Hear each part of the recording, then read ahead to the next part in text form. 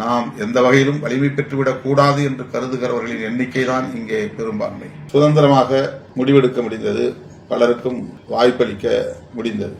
10க்கும் கீழே மிக சொற்பமான இடங்களை பெறுகிற போது நீண்ட காலமாக காத்திருப்போர் பட்டியலில் இருக்கக்கூடியவர்களையும் நான் கணக்கில் கொள்ள வேண்டியிருக்கிறது. இப்போ ஷீட் ஷேரிங்கில் முதல்ல ஏதோ 5, அப்புறம் எங்கள் சின்னத்தில் நிற்கணும் அது இதுன்னு பேசினாங்களாம். அப்போ இவங்க இல்லைங்க 20 கொடுக்கணும், 10 கொடுக்கணும், 16 கொடுக்கணும் அப்படி பேசியிருக்கும்போது, ஐயா நீ ஏன் சொல்கிற நாங்கள் 1/4 கிராம்னு, நாங்கள் 7.25 கிராம் சேர்ந்தா தான் ஒரு சவரன்னு சொல்கிறேன். 1/4 கிராம் ஏதோ ஒரு தகரத்தையே இரும்பியே போட்டுக்கிறோம், நீ எதுக்கு அப்போ? இல்லைங்க காங்கிரஸுக்கு அவ்வளோ கொடுத்துருக்கீங்க, ஆமாம் 28 கொடுத்துருக்கோம், அதுலேயும் எஸ்சிலாம் இருக்காங்க இல்லையா அப்படின்னு கேட்டதுக்கு, ஏங்க அவங்க எல்லாருங்க நாங்கள் தனியாக அதுக்கு தானுங்க இருக்கிறோம், எப்படியா எஸ்சிக்குன்னு தனியாக நாங்கள் இருக்கிறோம். ஆனால் நீ வெளியில் பேசும்போது ஏசி தமிழர், உலக தமிழர், தேசிய தலைவர், சாதி பார்த்து எவனும் என்கிட்ட வராத, பறையன் எவனா சரிக்குள்ள வந்தானா செருப்பால வச்சு வரட்டுங்க அந்த நாயே அப்படின்னு சொல்றியே, போய் நான் பறையர் கட்சின்னு சொல்றேன், வெக்கமா இல்லை?